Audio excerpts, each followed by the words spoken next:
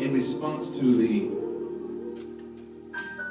George Zimmerman verdict on yesterday, it's important that all people, and especially God's people, think very, very clearly and soberly about what has happened and about what it is we ought to do and how we ought to respond to what has happened.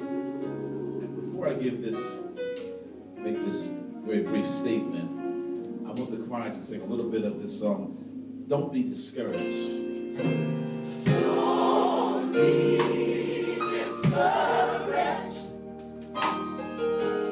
Joy comes in the morning.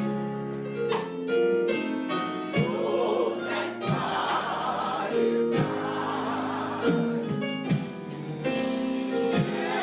Stand still and look up. God is going to show up. God is going to show up. He is standing by. There is healing. There's healing for your sorrow. Healing for your soul. Healing for your pain. Healing for your spirit.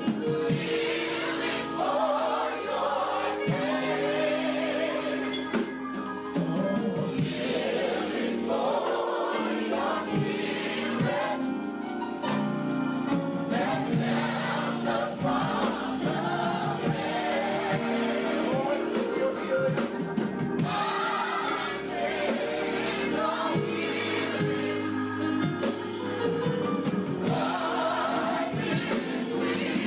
There is a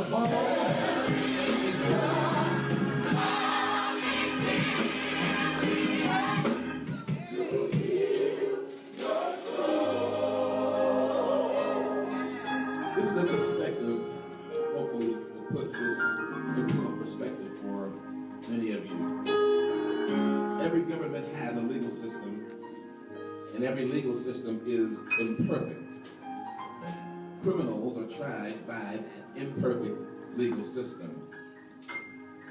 The unfair treatment of minority groups is common in all governmental systems. Here in America, the unfair treatment of African Americans in particular is in fact systemic. It was part of the original formation of the country's legal system. And although great strides have been made to correct those injustices, we are far from receiving equal treatment in America's legal system. However, in regards to the Zimmerman verdict, George Zimmerman was tried by this imperfect legal system for the murder of Treyvon Martin, an unarmed African-American teenager. Zimmerman was tried in the court of law and found not guilty. George Zimmerman is not where our anger or protest should be directed. George Zimmerman is a problem, but he is not the problem. The problem is an imperfect legal system with unjust laws that give cover to acts of people like George Zimmerman, who feel free to commit crimes of this type against minorities and specifically against black males and will get away with it. So what are we to do? How should we react to this injustice? To direct our hatred towards Zimmerman, though it is a natural reaction, it is not an effective method toward correcting unjust laws. Jesus came to deliver the oppressed from oppressive governments. So our prayer should be to that end. I suggest that we be ever mindful of injustices directed toward minorities. With that in mind, to be vigilant in our conduct, careful not to commit criminal acts.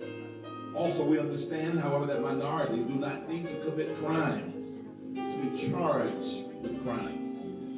Remember, the system is unfairly designed against you. As a minority, your culture, your appearance, your religion, your very way of life is unfamiliar to the majority population, misunderstood, and not accepted. Here in the U.S., the media helps to create an image of black males as threatening and menacing. So we need to combat this depiction. What can we do? Because it is a legal matter, we need to first vote.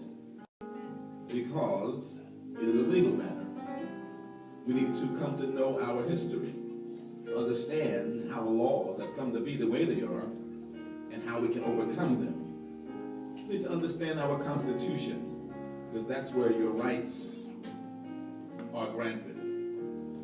Number 4, become a part of an effective, organized effort in your community that directly impacts families, children, education, the rehabilitation of ex-offenders, local elections.